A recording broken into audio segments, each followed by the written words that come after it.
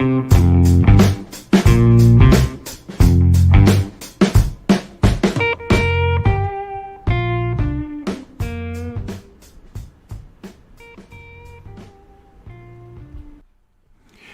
yo, yo, what's good, YouTube? What's good? It's Stormybman, and I am back welcoming you to the post-fight show with Stormybman for this Saturday. This is Saturday, November 6th, 2021, and this is the post-fight show for Canelo versus Plant. What a fight. What a fight card. It turned out to be a lot more than what some expected and maybe just what others expected. And I want to say first of all, salute to everybody that decided to come over here and check out the post-fight show with Stormybman. It seems like now and more than ever, every week, more and more people are calling fights and putting on shows and talking about the fights. So, but we've been very consistent over here with what we do. So I'm welcoming everybody that's out there, man. And thank you for stopping in. We'll take a quick moment and do a bit of a roll call as much as I can. Well, I see we got Shadow 979 out there. Kenneth Johnson, the resident medic, is out there. LeVar Cooper, Sylvestrial's out there. Reese Bro is out there. Dwayne Jones has returned. Jason is out there. Snacks B is back with us again. Box Fans is out there. Big Texas. ATX. Cletus. Come on, Cletus. He's out there with us again. And Jive is out there saying salute. Stormy, my brother, salute to you. Jared is back. Jared 011 Green is back with us. The Boxing Kings Archives is out there. It says, Stormybman, the fight felt fixed in my opinion. Plant had high energy from 1 to 11, and he was outboxing Canelo 9-2. Canelo caught Plant with the same punch all night, and Plant did not fold. Hey, interesting perspective. Ricky Williams is back. J. Wayne Citizen is out there saying, I expected Canelo to win no matter what. And Boxing and Barbecue is out there, says, Stormy, sad day. Snacks B is back again in there saying peace to Jive. And everybody else is greeting one another. Listen, man. One thing we could say is that this fourth quarter of the year, I spoke about this before a few weeks back. I think it was at the end of September. And I said, looking ahead to the fourth quarter of the year, what it had to offer would be very interesting. The year is going to finish out strong. And, we're not being disappointed on that. We're getting good fights. We're getting big fights. And we're getting big time action as well. I'm not here to, throw mud or anything. I want to say salute to Canelo Alvarez for becoming the first Mexican unified champion there for the super middleweight division. First unified champion, undisputed at super middleweight. Quite a feat. And it's going to be interesting going forward. This fight in particular, a lot of people were feeling, let's just say that, Canelo, outside of what we've spoken about, he popping dirty and things of that nature, and how he's picked and chosen his way of, making his way through the sport of boxing. Boxing and Barbecue says, I'm here to throw mud pies. Okay, well, let me cover up my microphone, boxing and barbecue, so I don't get my microphone wet, man. But I hear you, man. I hear you. And I'm not here to tell people they shouldn't feel what they feel. But I will give credit to Canelo for becoming someone who can get people to rally behind him, come what may. And a lot of that has to do with nationalism. A lot of that has to do with anti-Americanism. A lot of that has to do with self-hate. And a lot of it has to do with bias and prejudice. It's a melting pot, but it is what it is. If you look at the people who were filling that stadium this evening, when that one camera angle swept across the crowd and it looked like a packed concert or something, I said to myself, and that was during the ring walks, I said to myself, hey man, these guys, Plant ain't gonna win this fight. And I had said I was pulling for Plant, but in my fight breakdown, I had said that I expected, Canelo to prevail late. And you can go back and check out my post-fight video. It's right there. I mean, my not post-fight, but pre-fight video breakdown. Plant was doing well. He was boxing. But he was doing a cardinal sin of something that I really don't like from certain fighters who try to use that shoulder roll defense and everything. That dipping over to your right, that is recipe for disaster. As much as Floyd fought in his different defensive positions, you never really saw him bend over to the right like that.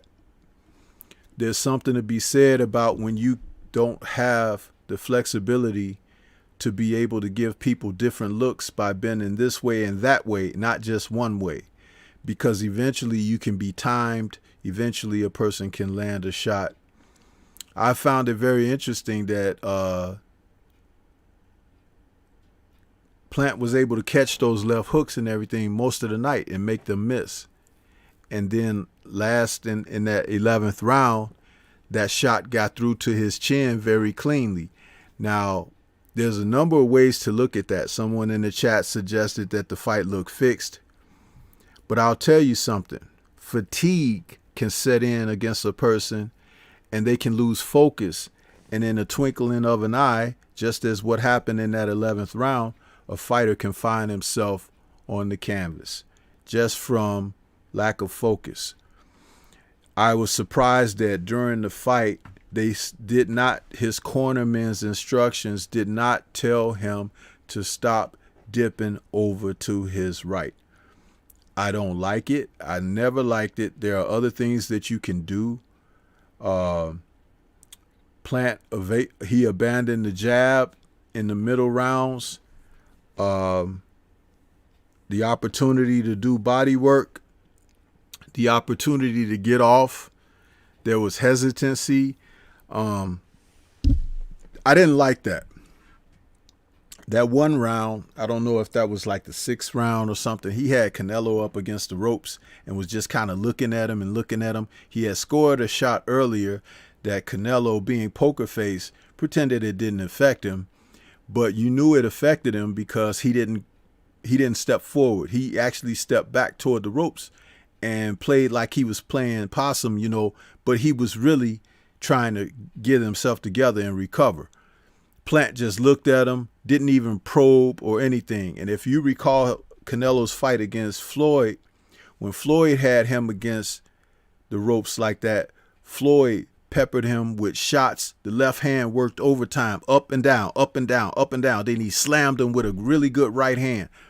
Floyd has to be given credit in this era of boxing because when I say they, I'm saying this current breed of fighters of today have learned nothing from him when it comes to boxing. They've learned how to want to rake in dough and try to become a money person or whatever. They've tried to emulate his defensive posture of being in the Philly shell, or, you know, the shoulder roll defense, but they haven't polished up on the skills. And last night I spoke about his mantra of hard work and dedication being at the core of everything he did when he was fighting.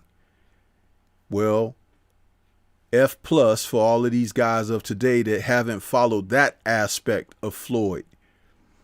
Plant was throwing shots that were not effective at certain points, and then the body where he was getting good work, he got away from that as well. You have to hit guys in the body. They tell young fighters that, they tell veteran fighters that, they tell championship fighters that you have to go to the body. Canelo was going to his body as much as he could. Some of the shots were low. Some of the shots were hitting off the elbow. Some of the shots was hitting the back. And some of the shots was solidly on that liver. But where was Plant's answer for that? By doing it to him. There's a lot that can be said, and we'll continue to say and talk about this, but let me welcome my brother Boxing Conversations with Reggie Owens in for the discussion. Salute, Reggie. You know, you could come on in with some comments or whatever. Yeah, man. What a great fight, man. What a great fight. Salute to both fighters, man, and salute to Caleb, even though he came short. I'm still proud of what he did. I ain't going to take nothing away from him. I was proud of what he did. He frustrated Canelo. He was schooling Canelo. He boxed around on Canelo. And it's just unfortunate with one punch against a desperate fighter, because I don't know how the scorecards looked officially, and they could be on some corruption BS. But he was schooling Canelo. Canelo wasn't doing anything. In the first 2 or 3 rounds, I'm wondering, like, first round, I'm thinking just Canelo trying to collect something. And I think it almost surprised Caleb as well. Canelo really didn't throw anything. Threw like 2 punches. Then following the second round, I'm thinking maybe what Canelo's about to come in there at Caleb. Caleb's going to have to watch out for something. Canelo doesn't do anything in that round as well. And it was the movement. I'm like, Canelo's a flat-footed dude. He has issues with movement. I thought the defense of Caleb Plant was superb. He was catching a lot of Canelo shots, but I thought with him getting comfortable with what he was seeing from Canelo, he started to relax a little bit. And I thought Canelo could have got him earlier. It was a left hook that Canelo loaded up on. It was almost the same as the shot that knocked him out. Canelo threw it while he was against the ropes. And I think it rocked Caleb, because Caleb started moving at that moment. I think it's the round where in the 6th round where I gave Canelo on my scorecard the first round I gave him, because I had Caleb win in the first 5 rounds. He started backing up, but I noticed that he didn't have the same movement. His legs looked a little bit flat, but Canelo really didn't go right after Caleb. And I was like, dang, Caleb, you got to start moving his head. But I know he was probably, bell ringing from that shot. But lucky it was caught less than a minute in the round. He was able to survive that as he started moving around. But I thought Canelo probably could have got him at that point. But then he comes into round number 7. He's able to come back and also hurt Canelo. But he didn't do anything with it. Canelo played it off so goddamn well, but I can tell he was hurt. But I guess in the ring, it looks different than what you see from TV. But Canelo was visibly hurt. He laid on those ropes. He sat back there knowing that he was hurt. And Caleb kind of really let him off the hook. He was looking for something. I was ready for him to just fire it. But I don't know, he thought Canelo was just playing possum with him. So he played it cautiously. And wish he would have stepped on the gas at that moment. But there was moments in there where he had Canelo frustrated. Canelo dropped those arms down, turn his back, walk over to the side. And I was just loving what I was seeing from Caleb. I'm not taking nothing away from him at all. It's just unfortunate that 11th round, that punch ended up getting around over that glove, which had been working all night. And he just rocked him. And then I don't even think it was that punch hurt him, the first punch, but it was with him ducking his head in anticipation for the other shot to come behind, and Canelo caught him with the little uppercut, and it was over. It was over from there. But that's all I got. I'm proud of both fighters, man. Yeah, the thing about being a complete fighter, it shows up in moments like championship rounds, knowing what the climate is. It wouldn't surprise me, everything being on the up and up, that when Canelo threw that left hook that got Plant in trouble, he made an adjustment on it. He shortened it up. They were a little wide and they were being cuffed behind Plant's glove. And if you notice, that's where Plant's glove was. It was near his ear, the back portion of his ear, kind of like protecting that spot that you don't want to get hit on the side of the head. The same spot that Delorme got hit with, against Ennis. But he shortened it and it hit him on the chin. It hit him right, clipped him right there on the chin. I was always worried about Canelo landing a solid shot on him because I never thought that Plant had the sturdiest of chins, but he's been able to be elusive enough that it didn't get, it didn't become a problem prior to tonight. Then when he got up, you could see how he staggered all across the ring and everything. I'm like, this is not good. This fight is over, But how about this referee Mora showing up again in a big fight right after the Wilder and Fury third fight? Here comes this guy again. All of the low blows that Canelo landed early, he only warned him once. And I'm like, okay, I see what's afoot here. Then you start looking at certain things. The fight is over. Did you see Mauricio Suleiman trying to put that WBC shirt on him and asking him to wear it? And Canelo at first denied it. He didn't want to do it. And then he said, okay, I'll do it. He put it on, but then he put his shirt on over it that he walked into the ring with. So still covered up that WBC shirt, but it didn't stop Suleiman from handing him that specially made belt for undisputed super middleweight champion. It was black with the huge WBC gold logo on it and everything.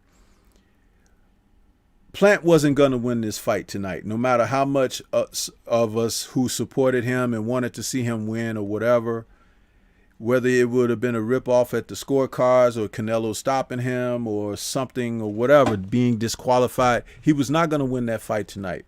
There are three things that you could look at that tell you that define it. You look at the advertising. Hennessy advertising, the logo on the screen when Canelo walked to the ring. It wasn't on the screen when Caleb walked to the ring. And then that camera view, that bird's eye view of the audience that they showed, the sweeping number of people that were there. Either that was just a darn good camera angle or that place was filled to the rafters. And if it was somewhere in between the two, it was showing that, they're going to make this man a superstar if he's not. Because just remember, he wasn't breaking eggs at the box office. He was just over on DAZN, remember? And they were like having trouble and stuff like that. So when you look at everything for what it was, the third thing is this. The crown that they broke out, the belt and all of that.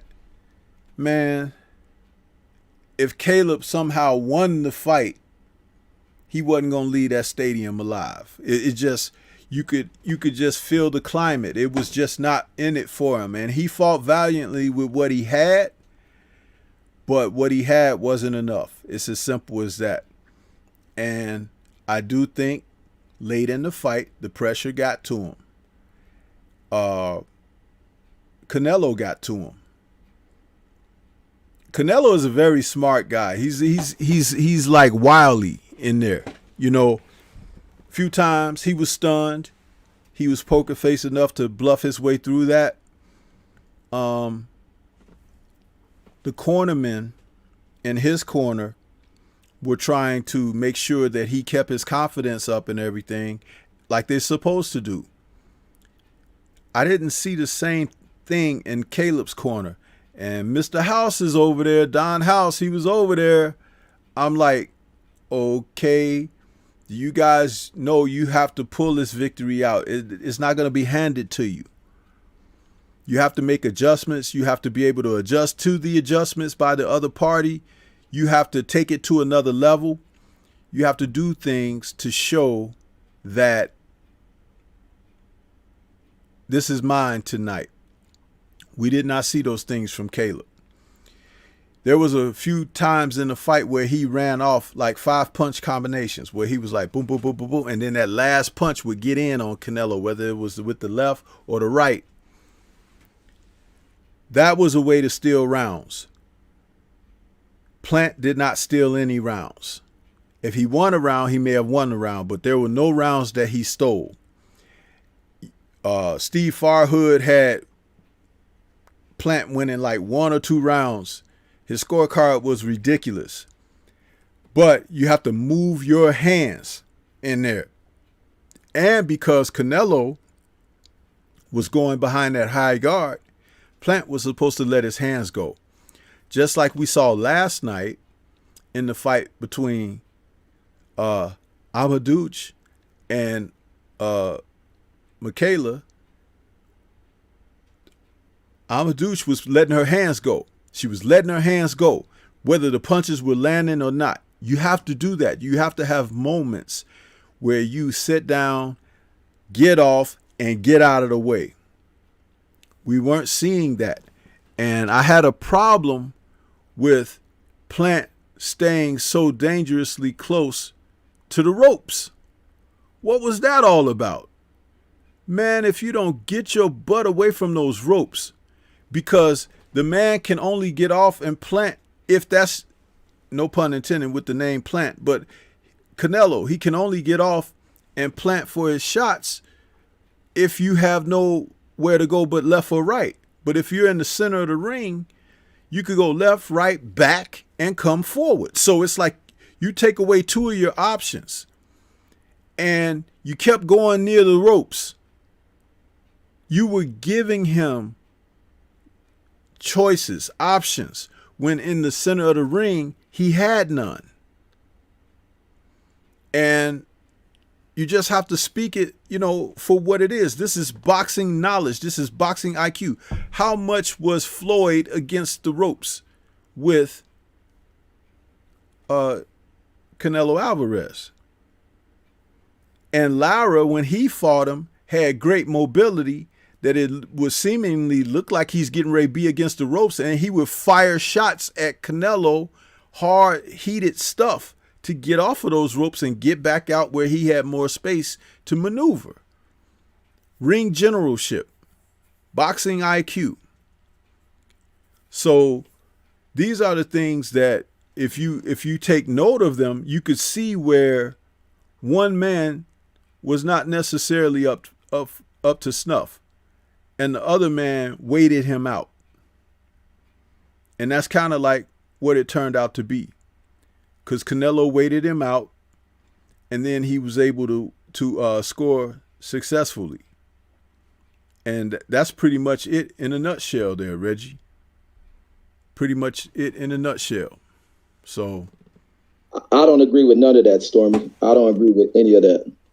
That's good. I thought Caleb fought a great fight. It's unfortunate he got caught with a singular punch, but outside of that, he was boxing a brilliant style of fighting. And unfortunately, me looking at these scorecards I just seen, these judges were still in this fight away.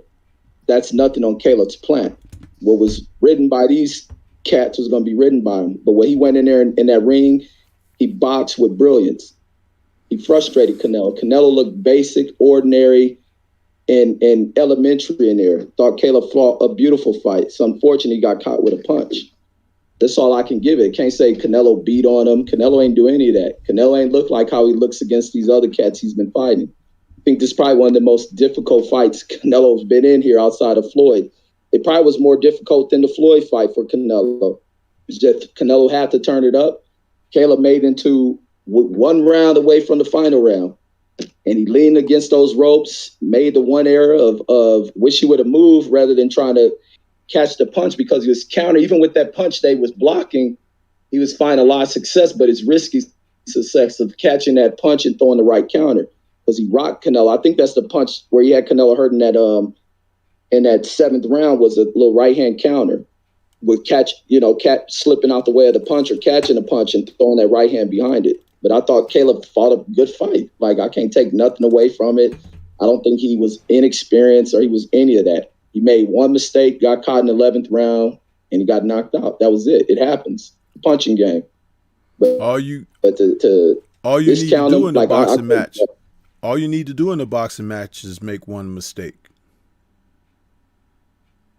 and have the other guy be prepared to capitalize on it. Yeah, we saw evidence of that earlier in the night.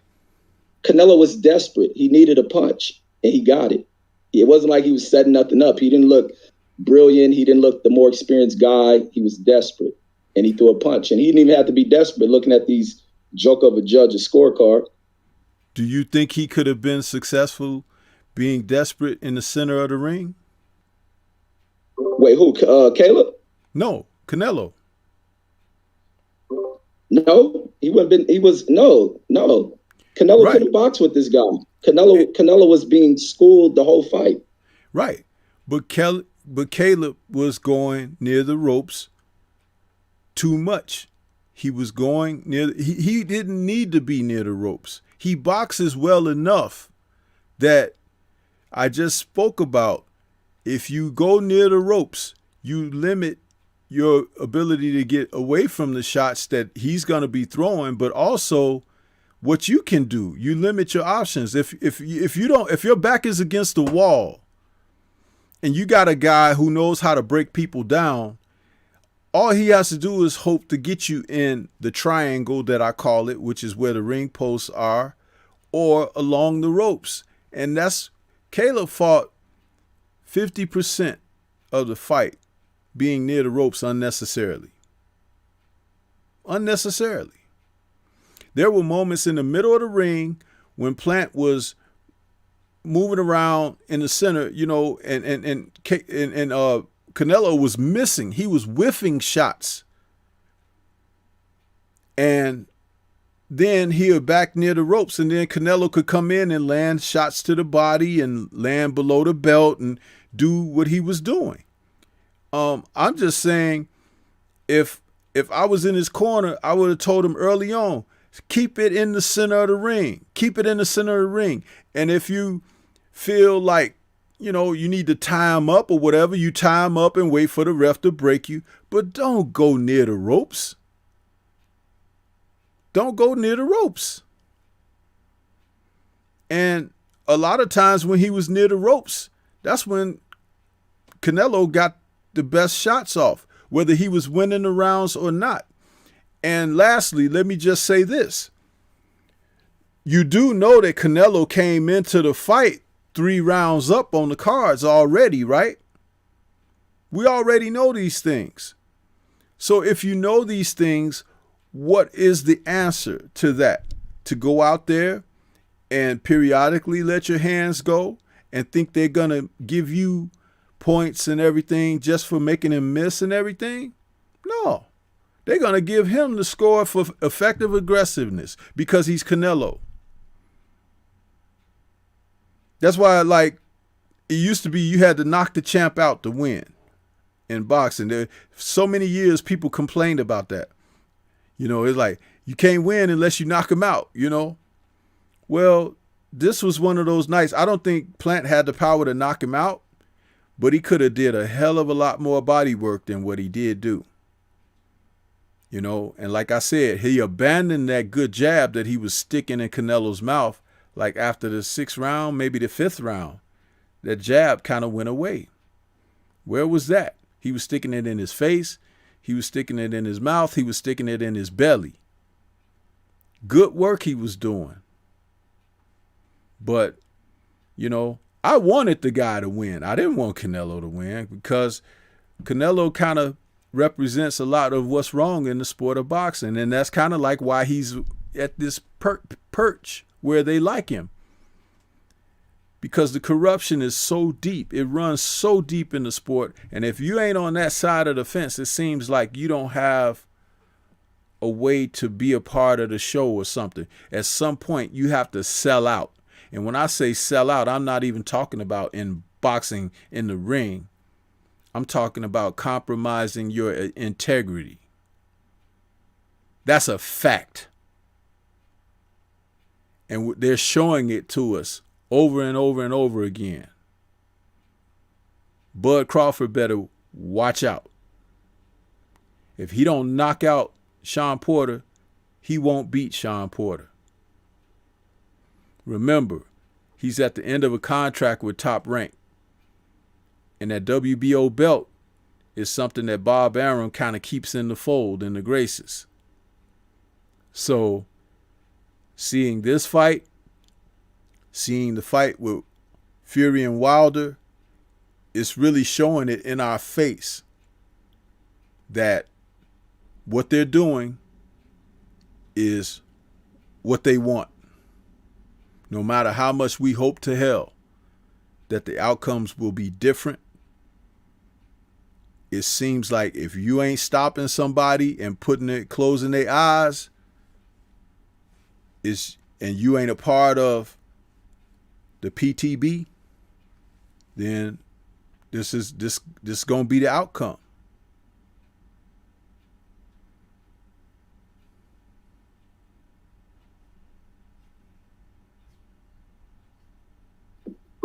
Yeah, I don't know, man. I want to see what's the next step for Canelo. I think a lot of fighters can feed off of this. That Canelo ain't invincible. I think Benavidez, hopefully he takes a Benavidez fight. I think that's one of his toughest challenges. He can bypass Charlo. Charlo can go somewhere. But I would like to see him get in there with Benavidez and see what he does with that. But this is where, to me, Canelo gets to solidify his legacy. He earned this one. In my book, Canelo earned it by being able to pull this off. I just don't like what goes on with the other side of boxing, with the people who have control in boxing. I don't like what goes on with them. The judging, the referee. I can't even complain about him tonight. I don't like Moore, but I can't complain against him. I don't think he did anything wrong in there. But I mean, this is where Canelo solidifies himself. This is where he really gets to bring truth to it. And he's undisputed champion. Here in the first time in history, I got to give him his credit. I can't knock him. I don't like him. Was praying like hell that he would have lost tonight. But he did his thing. But it's unfortunate when these judges have to do this type of BS on scorecards to try to give this guy off victories and rounds that he hasn't earned. Like that's not cool right there. And I think it limits Canelo because he looked very, very limited in this fight. Now, he go in there against Benavidez, a guy who can punch. He can go around there and get destroyed. But I want to see it. I want to see Canelo prove himself for me.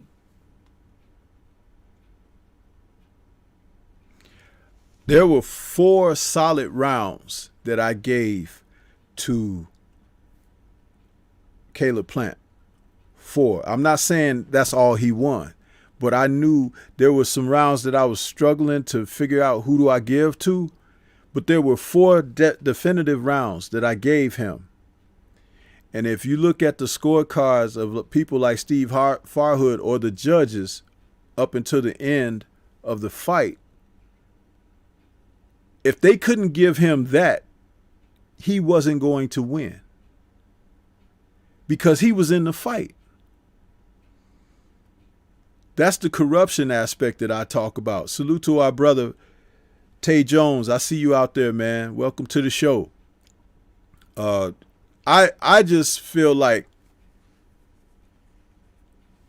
they're showing us so much. If you don't stop somebody and they want this other person to win or whatever, you got to knock them out to win. And even in that, what if somebody gets to the guy and say, hey, you know you're not winning tonight, right? That does happen. It happens. It's just that boxing is an ugly sport, man. It's dirty. It's filthy. And I hate to see a person like Mike Tyson get on there and talk up for someone that's not even American, okay? But he made his wealth and fame in America. He didn't make it over there in Mexico, huh? And I said enough about him last night. But Caleb Plant, he did very well based on everything he was up against. Very well. But I was like, you know, we're getting into them championship rounds. Is he going to try a different, approach if he's going to try to attack Canelo late or something? And then it end up he gets, stopped like he did. I'm like, that's tough. It's a hard pill to swallow. And the 11th round, too. There was another major fight that ended in the 11th round. I'm just saying. Dude. I might have to step away from the microphone for a while because I'm going to be saying things that I probably shouldn't be saying publicly on the air and whatnot, but I know a lot more than what I say. And sometimes I may have said a little bit too much or beginning to say a little too much. But you really have to understand that this game is played for keeps. And there are certain people that just, they're controlling it. Benavidez would definitely be a great fight, but I don't think they're going to fight. When Canelo has said a long time ago he's not fighting any Mexican fighters anymore, and I think he said that because he saw Benavidez on a come-up for everything he was going to be trying to do. So what if Benavidez's title got taken away from him to clear the path for Canelo? Remember, he supposedly lost he originally lost the belt because he, had cocaine in the system or whatever. But then that time he lost it on the scale. What if he didn't really lose it on the scale? What if they played with the scales like they did with Eddie Mustafa Muhammad when he was supposed to be fighting Michael Spinks? This is chess, not checkers. You have to see the moves down the line. Canelo said, I'm not fighting any more Mexican fighters. Wasn't that after he beat up Chavez Jr.? And I literally mean beat him up, which was no great feat. But you had Benavidez on the come up. And let's say it like this. Fighters like Canelo, they know about Benavidez before we do. Word gets around in the gyms. Hey, this young kid, he's coming on. Watch out. It's just something to be said about things like that. And it's like you seeing the fights right in front of you, but they planning fights 3 or 4 fights down the line. And you move one piece and get it out the way, and it clears the path for everything else, because you don't see the work that the sanctioning bodies do, or they put things together and put a guy in with another guy. And it's like, okay, remember when Canelo fought Advil Yildirim and Anthony Durrell fought on that same night, and Durrell's fight was first and Canelo fought later? Canelo should have been fighting Durrell. Because remember, Durrell had lost to Benavidez on the cut. And then, he came back. Canelo fought Yildirim.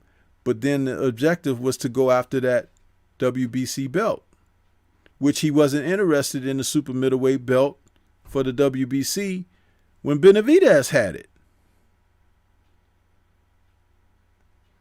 What a tangled web we weave when we practice to deceive.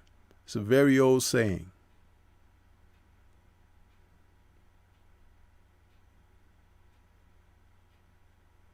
Didn't you see what Durrell did tonight? The uppercut bolo shot from hell that knocked that guy's chin clean through the ceiling. Plant landed some uppercuts on Canelo, didn't he? But he ain't no Darrell.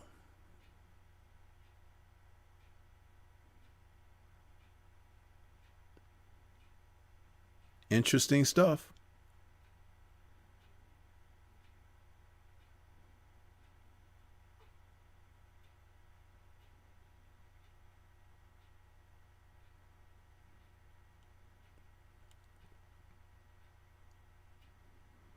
There's some people out there in the chat, is like the chat is frozen. No comments or no discussion or anything.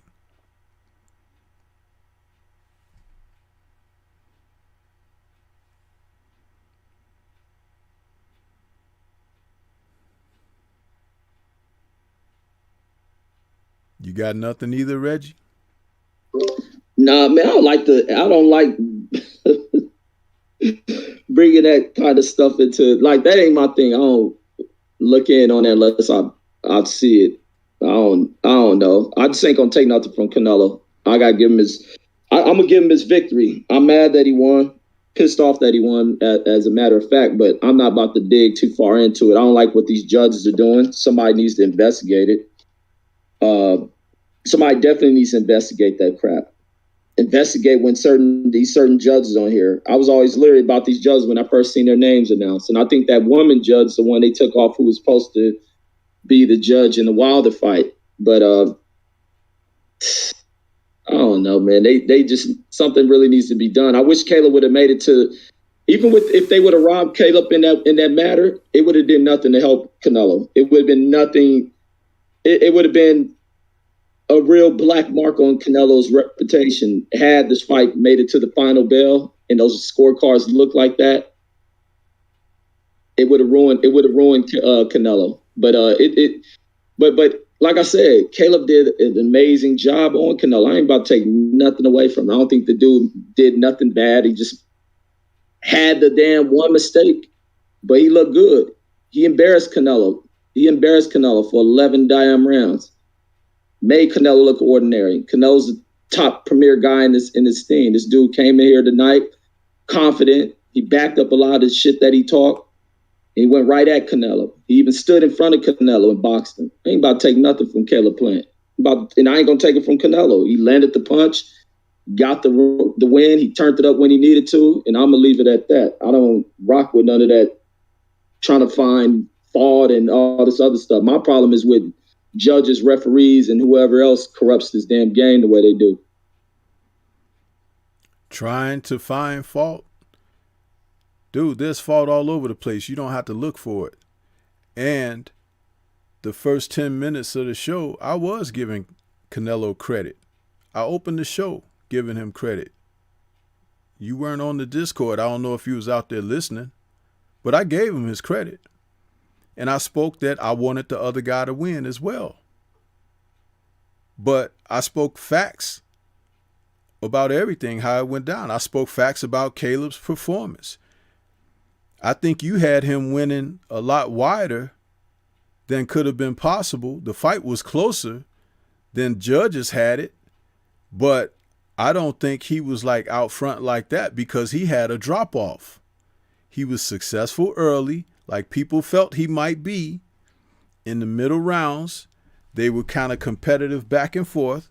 And then as it started getting later, there were some things that he was doing effectively that he was no longer doing.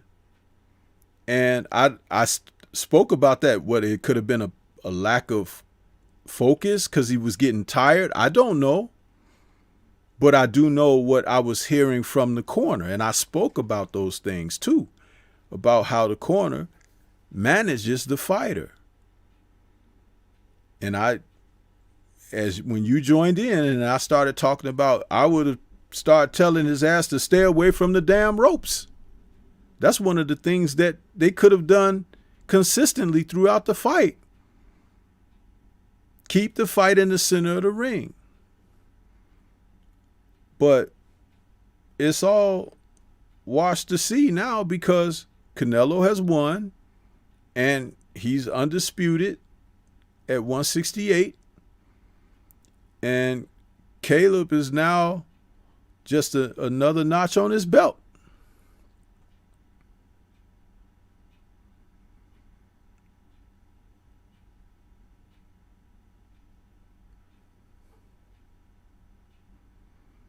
It's just tough that, you know, things don't go like you would like them to go, or see if the sport was on the level.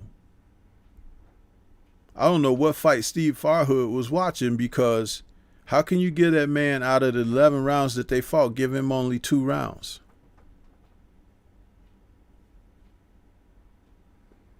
Just like that fight last night between the two ladies that, you know,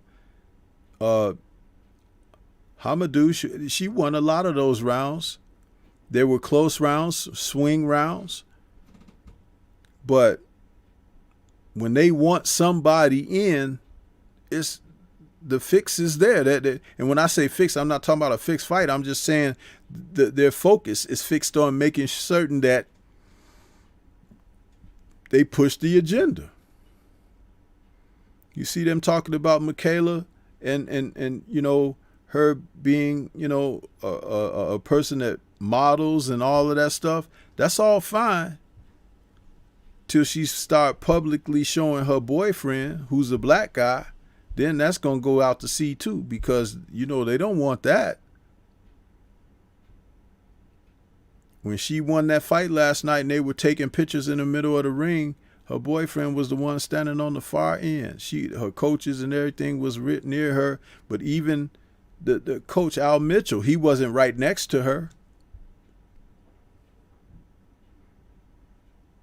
It's funny how they position stuff like that, because they just don't want certain things. They don't want certain things for the public to see and embrace. It's a damn shame. But this is our reality. And nobody really wants to talk about it.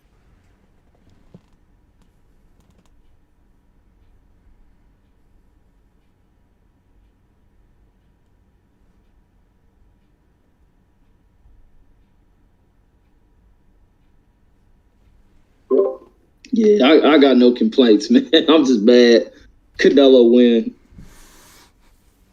but he got all the respect from me. I can't take nothing from him. I got nothing. But like I say, I'm proud of Caleb. Hope Caleb hold his head up. He fought an amazing fight. He moves forward on this one. Go after these other guys. Continue to march forward. Get these fights. Hopefully Canelo don't move out the division. He takes on the fights he needs to take. Give Benavidez his shot. He's at the division. Give Darrell his shot. If Darrell earned it with a knockout win, give Darrell his fight. Defend those titles up there. Defend those titles up there. I ain't gonna take nothing away from the boy. I just didn't think he looked like nothing. Canelo didn't look like nothing in there. And then that's the thing that's the enjoyment I'm gonna get out of what I watched tonight. It's the fact that he came out here, looked super basic. Embarrassing to me, he embarrassed himself a lot. And one punch doesn't take away what was being done. It's just unfortunate it turned out that way.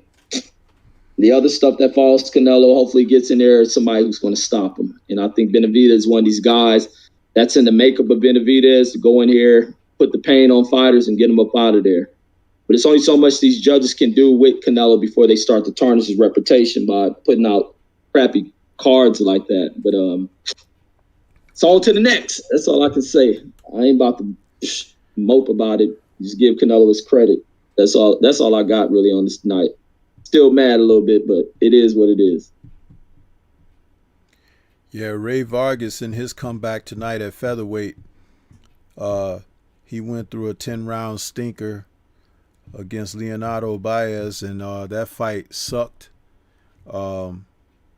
They're talking about he may be the contender for Gary Russell Jr.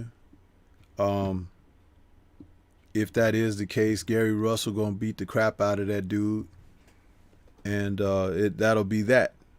But also earlier, you know, Elvis Rodriguez was back, and he fought Juan Pablo Romero in a fight that was, they were back and forth, and Romero was giving him some competitiveness, but Elvis was able to endure and get a 5th round KO out of the deal.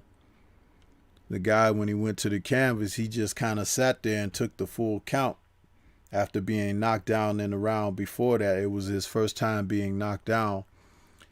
It's interesting when you see guys just take the count like he did. It reminded me of Prince Charles Martin when he fought AJ. They're not necessarily hurt, but they're not necessarily brave enough to get up and continue under whatever conditions. But that was the gist of that fight. That's how things went down there. So we saw some knockouts tonight.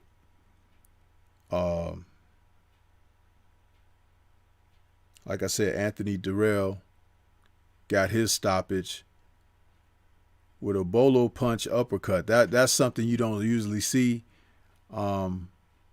As well as Marcos Hernandez, who caught it on the chin. He didn't see it as well. Very interesting, because he was fighting Dirrell back, and I was just about to write in the chat. I'm like, this guy Hernandez is kind of hitting Dirrell, and then he comes out in that 4th round, seconds into the 4th round, and knocks him out. I'm like, wow, that was over quick. But yeah, so that was pretty much it for this evening's cards. I wonder if Dirrell will get the opportunity to be Canelo's first title defense. That would be interesting. He was on the card with him tonight. He was a few fights ago, he was fighting on the same night on a different card. Maybe his next outing he can be in the ring with Canelo. But I really don't think they'll give him that shot. But it'd be interesting. I noticed something as I was watching him. I noticed that he has very good balance, Anthony Dirrell. But I just don't know if his focus is up to snuff like it needs to be. But, you know, that's pretty much it for me as well. I don't have anything else on it.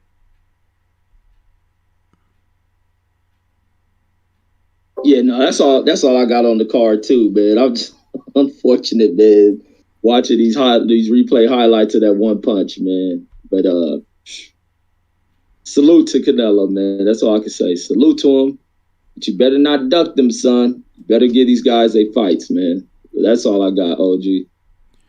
Yeah, there'll be some guys who say they want to get in the ring with him, but I don't know how they'll hold up under the pressure. Even when he fought Danny Jacobs, it wasn't under this type of climate, right?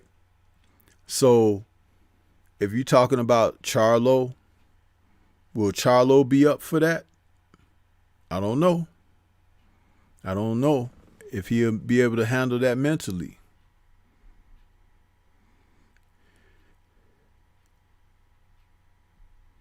Benavidez, I think he's more of a comer that can hold up to it because he just wants to fight. You know, at the end of the day, that guy just wants to get in the ring. So, you know, that's the way I see it. I don't know, man. It was a good night of boxing. But the ending just didn't sit well with me. Just didn't sit well with me.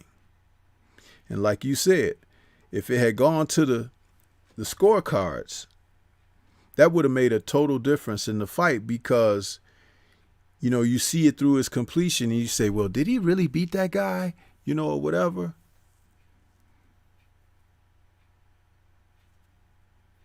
And you just, you know, you don't know.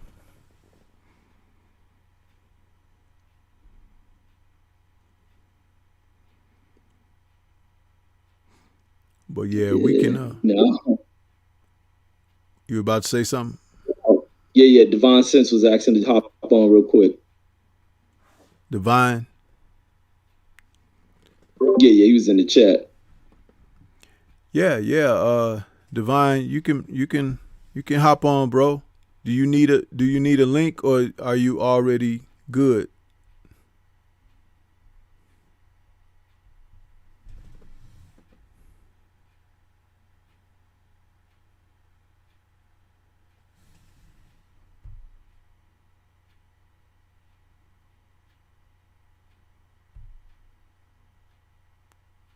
Trying to pull it up.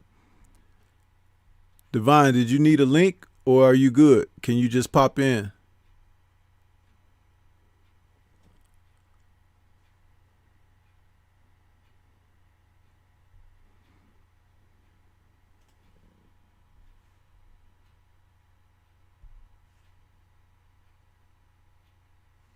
Okay, let me send him a link real quick.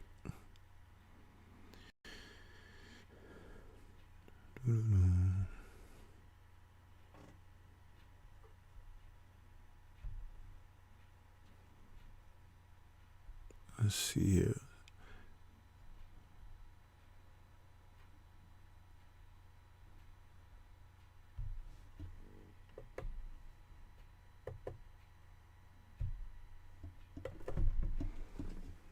Dog it.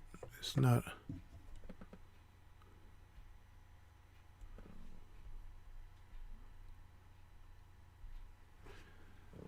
I got my new laptop. I'm going to be setting it up over the next couple of days so I won't have to deal with this problem anymore. I'm trying to send him a link.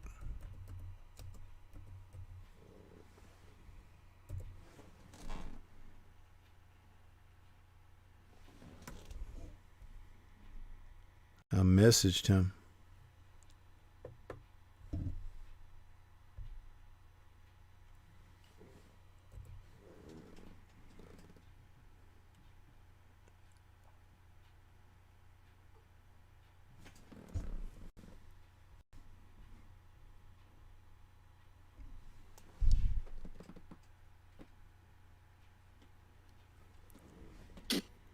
There he is. What's good with you, Divine? Yo, y'all, can you hear me? Yep. All right, cool. Yeah, I forgot that you're on Discord, man. I was like waiting for a StreamYard link. No, on when we do this show on Discord, you're modded up on here, so you can always hop on when I open it up, so. But what's Okay, good cool. with you? Yeah, I forgot about that. What's good with you? Welcome to the show. Yeah, always good to be a part of it. I went live on my channel during the fight, giving my commentary. Did you guys score the fight up until the point of the stoppage? I scored the fight, yeah. What'd you guys have? Only gave Canelo one round. Okay. What'd you have, Storm?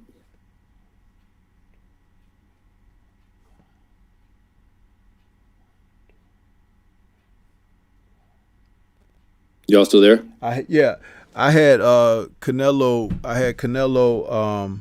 6 rounds to 4.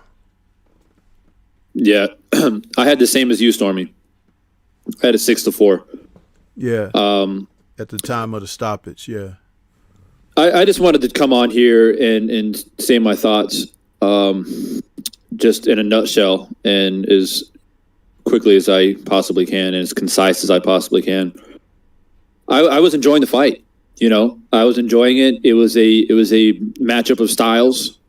It was going the way that I pretty much thought it would go, except maybe towards the later part of the fight, I feel like Plant started to get a bit tired. Some fatigue was starting to set in. He was standing in front of Canelo a little bit more than what I wanted him to. He abandoned the right uppercut. I thought the right uppercut was there for Plant all night, and he just wouldn't throw it. And so I'm watching the fight. I'm enjoying it. I'm commentating it. And of course, there in that 11th round, man, he got caught. And that happens in boxing. You know what I mean? You can be winning the fight and get caught. And Canelo, he has that chance the entire fight. Everybody knows that. He just needs to land one clean shot and he can hurt anybody. It's just the way it is. So I wasn't shocked per se that he was not. I was like, oh, I was unfortunate. But, you know, I was like, all right, get up. And he got up. It was kind of weird. He like ran across the ring. I've never really seen that before. Not in a while. He's like ran across the ring. I think he's just trying to find his feet. And then Canelo jumped all over him, right? And knocked him down again. And that's where my whole tone changed because I got lit. Russell Mora literally called the fight without even counting. He didn't even count at all. Soon as Plant went down, he called it. Yep. And my first reaction was, what is he doing? It's the 11th round. There's 30 seconds left in the fight. This is for the undisputed championship of the world. And you're not even allowing him to at least try to get up? Did you not? This is the same man who let Fury get off the canvas twice and count and gave him an 8 count? Twice? And so I'm just in such disbelief because I'm like, wait, hold on a second. He didn't turn to put Canelo in the neutral corner either, did he? Nothing. Didn't look at the timekeeper or nothing. Just waved it off. And what's crazy is if you guys go back and watch the replay, Plant is already on his way up. He's already moving. So I was telling my viewers, I said, as a referee, because they were saying, oh, yeah, but Devon, he was hurt. Or one guy said, oh, but he was tired. Referees don't call a fight because the fighter's tired. Referees call the fight in that fashion when they're not moving, when their eyes in the roll of the back of their head and they're completely out. That's when a referee jumps in and calls it the way that Mora just called it tonight. I saw a fight last night, Divine. The first fight of the evening on that ESPN card when those two guys were fighting. I didn't see it live, but I watched it today, and I told Reggie about it. The guy got knocked out in the 3rd or 4th round, but when he got hurt first and he was wobbling around, then he went near the ropes and the guy hit him with the hardest right hand that you could with a guy's hands down and his chin way up in the air. He hit him so hard it made a cracking sound and the guy went down on his back, and that referee, Robert, what was his name? Robert Boyle or something. He bent over the guy and started to count, but you could see the guy was totally out. He was concussed. And then he waited like 4 or 5 seconds and then he waved it off. I'm like, that guy was pretty much a dead man. He was done. He was out. You could see his eyes was closed and everything. But he was still trying to count. This guy tonight, but see what I was telling Reggie when I told him about this bout was there's too much inconsistency. By the way, Reggie, did you watch it? Did you see it? What, that fight you was talking about earlier? Yeah. I didn't get to go back because of that event I had going on. Oh, okay, yeah. When you get a chance, please make sure you watch it because that right there is like an example of what we're talking about. If only we could get the consistency out of the bouts, that would even be better. But it's like they're all over the place with this stuff, man. They're all over the place. Wilder knocks Fury down. The referee looks to put him in the neutral corner. Ask the people in the audience, were they able to see it? Check with the people that's sitting ringside saying, are you guys enjoying the fight and everything before he continues to count with Tyson Fury. And then tonight, he just waves the fight off. But I'm not making this a complaint like Caleb was not finished or something. I'm just saying about the inconsistency of how things go. And that's exactly a problem in boxing. And also the scoring. Exactly. Because I said, if Steve Farhood, who's I haven't had a chance to see what the real official scoring was. Reggie said it's still outrageous.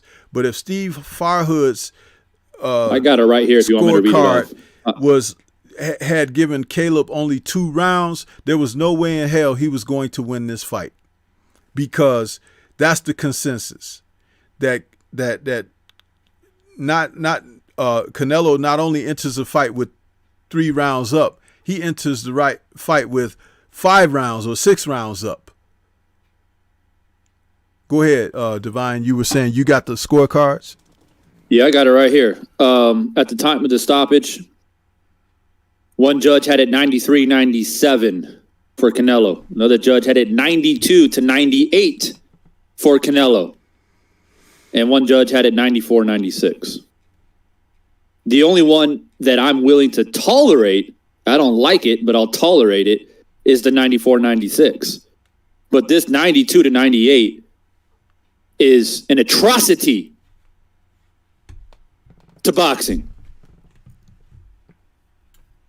Disgusting. So you're telling me, I don't know, I had Plant winning rounds 1, 2, 3. I gave Canelo the benefit of the doubt in the 4th round, and I had Plant winning the 5th round. So he wins 4 out of the first 5 rounds. Someone's got to explain that to me. Canelo ain't throwing no punches. He ain't throwing no punches. How do you win a round? Absolutely. It's already in, Stormy. It was already predetermined. I'm telling you. And for people saying, yo, but Divine, if Plant would have survived that 11th round, he wouldn't win to 12th round, he would have been in survival mode. That doesn't matter. You give the man some dignity. Let him walk away with some damn dignity. You know, he pretty much already knows that he's been knocked down twice. It's a 10-7-8 round. He ain't going to win the fight now, but let him finish on his feet. Let the people say, damn, Plant, hey, good fight, bro. Like, you put some work out there. Let him have some dignity, man. This is the type of shit just gets me so outraged. Because we're going up against the machine. We've been telling people this. They're going up against a whole machine. It ain't Canelo. Is it Canelo's fault that the fight was stopped? No, it's not. But he's going up against a machine. It's the crowd. It's the judges. It's the referee. It's everything in a complete combination. So I told people leading up to the fight, Plant has to box perfectly for 12 rounds or knock him out. And if he was to box perfectly, that means he's got to do just as good, but in fact even better than what Mayweather did. That's a tall ask, asking of a man who's only had 22 professional fights. Right? Mayweather already had 15 more fights under his belt, and he was in his mid-30s by the time he faced Canelo. So that's already a massive tall ask, and Plant tried to be modest leading up to the fight and said, well, I trust the judges, man. They'll make the right decision. Well, you learned the hard way, didn't you, Plant? You learned the hard way. Divine, I'm sorry, Stormy. I just get upset. I get upset at this. Divine, let me ask you this, because these are points that I opened the show with and talked about. What did you think of Plant constantly bending over to his right? That and him constantly going near the ropes. I thought the same thing when Billy Joe Saunders kept leaning to his left. I said to myself, he's going to get hit with an uppercut, and that's exactly what happened. It wasn't the left hook that finished Plant. It was the right uppercut that came underneath after he got hit with the left hook because he leaned over. Thomas Delorme leaned over against Jaron Ennis, and you saw what happened to him. Yep. And Very, very, very few fighters, and I mean very few fighters through the history of the sport of boxing can get away with that type of maneuver. Right. Pernell Whitaker, Mayweather, and Willie Pep come to mind. Other than that, it's just a very, you can get away with it for a while. But if you have a counterpuncher like Canelo who has power, you're going to get caught, man. It's inevitable. You're going to get hit. And it ain't gonna go well for you. especially deep inside the fight where you're already under fatigue. And as far as the ropes, I mean, I was saying live, I was watching the fight live, and I'm thinking and saying to the viewers, I don't know if it's because he's tired and he's trying to conserve his energy and try to counter off the shoulder roll or what he's trying to do, but you basically put yourself in a position right where Canelo wants you. But he was doing it from the opening. He was doing it unnecessarily. I was like, why are you stepping back near the ropes when you've got, early in the fight, he was doing this great move that you don't see very much anymore. When Canelo got too close to him, he was using his right hand to turn Canelo and spin out on the other side. He did it twice. But the thing about it, and Canelo gave him a weird look when he did it the first time because it was like he wasn't expecting that. That's a veteran old school move. And if you do it the correct way, the referee won't even say anything because you're turning the guy, by putting your hand on him and you make a move off of it. But it also makes the guy whose feet are planted, he has to, readjust. But the idea was the idea was supposed to be keep the fight in the center of the ring. Canelo was having all types of problem with him in the center of the ring. And Plant was going back to the ropes. Canelo wasn't even driving him back to the ropes. He was moving back to the ropes himself. I didn't understand that. Yeah, you did. So my question to you is what did you think of it? And I know you made a comment on it, but I'm just saying, because those are two bad things right there. And as you get later in the fight, especially if you're not going to let your hands go, you're just opening the door for him to walk in. Yeah. I told my viewers during the fight, especially when it gets to like the 7th, 8th round, I said, if Canelo's not punching, Plant needs to be busy. You have to. If Canelo's just standing in front of you, and he did that a lot. Canelo was like gauging, waiting for Plant to commit because, yes, Canelo wants to counter. That's what he wants to do. But you can't just stand there and look at him. You got to jab, move, right hand to the body, move out. And another thing that Plant did a little bit too much, he moved to his left way too damn much. He didn't use lateral movement side to side, go left, go right, slip underneath, come across. He moved to his left way too much.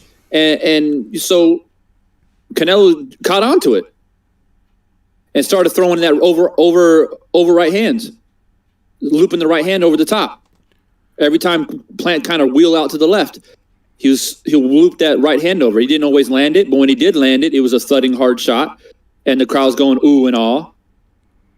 How about that moment in what was like the 7th round, I think, or the 6th round, where Plant hit him in the body with a couple of really good body shots, and they were in a clinch, and then Canelo backed up near the ropes himself, and he was just kind of standing there with his high guard up, and Plant was like looking at him and feigning and stuff. He was supposed to be letting his hands go right there. Canelo was not in a position to fight back because he was trying to get himself together because he was hurt by something. And the thing was, strange. He just was looking at the guy, and I'm sitting there looking at the TV, and I'm like, stop fucking taking pictures and throw some damn punches at the guy. Stop doing that. It's like, this is your moment. You see how quick he jumped on Plant when Plant got hurt? It's like, it's the difference. This is why you say there's levels to this.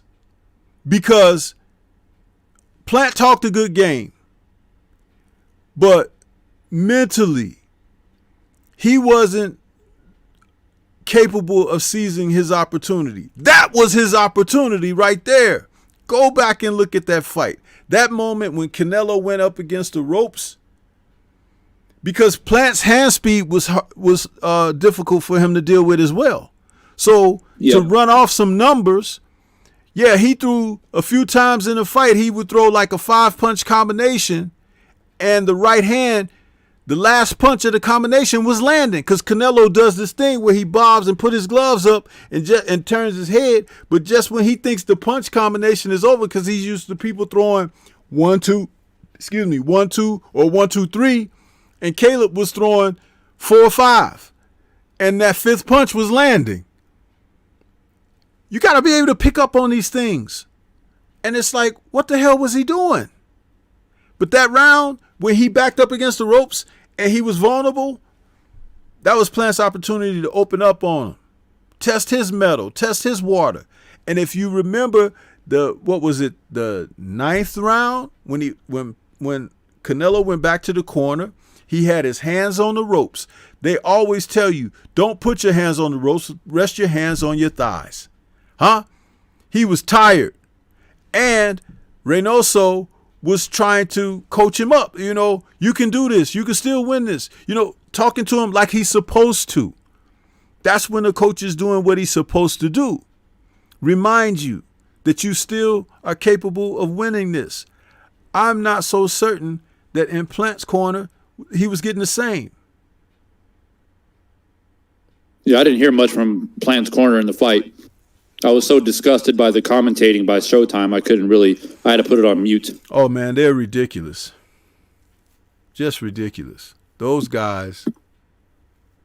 And that Morello guy, I wish somebody would take him to the top of the tallest building in the world, take his glasses off, and tell him, find your way home. I see Reggie out there saying we're complaining too much. Yeah, I think y'all complaining a little bit way too much for this fight. I don't see nothing Plant did wrong except get caught with a punch. I've seen everything he did successfully to make Canelo look like an ordinary fighter. Canelo wasn't having no real success in this fight. I wasn't giving him rounds, and the referee stoppage was a good stoppage. Caleb was hurt. Caleb wasn't going to go on in this fight. Well, we could say you was giving Plant too much credit, Reggie. You was giving him rounds. You were giving him rounds that he possibly didn't win. And I'm not talking about those first 4 to 5 rounds that Divine mentioned. I'm talking about later in the fight because he was having a tremendous drop off. And I'm talking about the mistakes that Plant made because being a champion, being that this was for all the marbles, there's a certain type of psychological approach to this fight that has to be understood in order for you to be successful. And I'm not so certain that was there.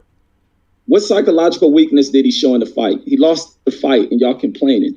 He didn't show psychological weakness. I didn't say he showed. I said that you have to listen, focus. Okay? When you're tired, that's when you have to focus the most. You heard me mention about Canelo being poker faced when he got hurt. Plant couldn't even identify that. He didn't capitalize on it. But Canelo sure as hell capitalized on when Plant was hurt. The judges and the referee had nothing to do with those punches that he was throwing, trying to knock that guy's head off when he knew he was hurt. That was Canelo on his own. Instinct kicked in. You heard me say a moment ago, there's a reason that there are levels to this. Reggie, you're okay with Mora and the way he stopped it? Yeah, what was Caleb Plant going to do? And I don't like Mora. There was nothing Caleb can do. He's stumbling all across the ring, his feet chopping. The dude was hurt. He was dead in the fight. There was nothing he was giving in that was going to give at that point. The punch was too devastating. And he gave him a chance to get up. He could have stopped the fight when Caleb running across the ropes. And he gave him a chance. And then when he went to continue with the fight, Caleb wasn't on his feet still and getting hit with big punches. He was done. He was concussed. Going into the championship rounds, his corner could have told him, focus up. The guy is going to get desperate. He's going to come for you because you're gone later in the fight that they expect you to go. These are the kind of things that a coach is supposed to say. You just heard me say. I did not hear those kind of things coming from Plant's corner, and he had even Don House there, who was very, very subdued. You can't just go in there like he's just having a regular title defense. This was for all the marbles. wake your ass up. If I got to pour ice down your trunks, if I got to douse you with water over your head or whatever, I put some smelling salts in your nose, whatever, I'm going to wake your ass up, because this is for all the marbles. You got a guy over there that they want to be the winner. Do you not understand that? I'm talking to Caleb Plant. You see? It might require a slap to the face. I've seen Emmanuel Stewart do these things. You have to be on point, or your fighter can lose it when you're not. We need to be reminded where they're at. Exactly. 100%. You tired? That guy over there is more tired than you, because he's been following you around the ring all night and trying to wait to throw some punches and land something hard on you. He winded. He just ain't showing it. He feel just like you do. His lungs is burning too. His damn legs is tired too. Facts. But where is the coaching? I talk about these fucking coaches all the time. These guys are horrible. Mm-hmm. They're horrible. Yep. Listen, you don't become a great coach until you're able to persevere and overcome. When you turn the tables, when you can get someone who may not have had the confidence, may not have had the stamina, you give them something to hold fast to, and they go out there and they accomplish it, because guess what? You believe that they could do it. They convince you can do it, and you went out, you listened to them, and you go out and do it. Listen, go back to the fight and listen to the rounds 8 through 10, the corners. Listen to what Reynoso is telling Canelo, and listen to what is being said to Caleb Plant. It's two different approaches. One, their fighter is being reminded of what he's capable of doing. The other one, I don't know what the hell they were saying, but it wasn't motivational. Yeah, and it happens. It happens in these big fights, man. You get into the 10th, 11th round, you're fatigued. You see the finish line. You're just trying to make it out the fight. And yeah, you need to be woke the hell up. Be reminded where you at, what you're doing, what's your purpose. It's the 11th round. You got 2 rounds to go. What are you going to do? You know, and they know it's a close fight. Regardless if they think they're outboxing Canelo and up big, they know who they're up against. They know it's a close fight. And he got caught. It happens in boxing. But I think what Stormy's trying to hone in on here is it's too much complacency. He was complacent. He was like leaning on the ropes, trying to slip, slide, and do his little shoulder roll. He's not as quick and swift as he was back in the 3rd round. If they had told him early in the fight, he got clipped. If they had told him early in the fight about that damn getting near the ropes and stayed on his ass about that, he may have made it to the 12th round. Man, we doing a lot of water cooling complaining. The guy fought a That's good not a fight complaint, Reggie. You have to understand the difference with breaking down what can take place and what's not. Canelo did. Canelo won the fight by knockout. Yeah. But other than that, Canelo was being exposed, being embarrassed, missing all sorts of punches based on what Caleb. But he landed the punches that mattered, didn't he? Nobody liked the land on the ropes. He sat in the corner making Canelo miss, escaping up out of there. Yeah, he should have stayed off the corner. That ain't his coach's fault. That's Caleb's fault. And Caleb thought he had the punch caught. He stood there, still was being alert defensively. He thought he had the punch. The punch went above the glove, caught him on the side of the temple. He dipped down, anticipating the punch, and the uppercut cleared them out. And we complaining. Canelo won the fight. How am I complaining? How is that a complaint? You have to break that down to me. How is that a complaint when I'm actually giving a breakdown and an assessment of what was done wrong? I'm not complaining. I don't have a dog in the race.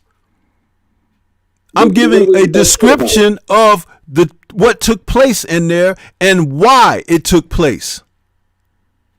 Complacency happens to people. And that's when you lose your footing and you can get your cookies taken. That's right. And that's not a complaint. That's a fact. Complaining is me complaining about Russell Mora calling the fight. That is a complaint. I'll put my hand up and say I do complain about that.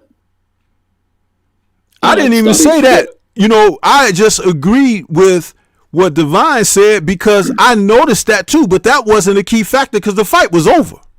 The fight was over when Caleb got up and stumbled across that ring like he did, showing Canelo he had nothing.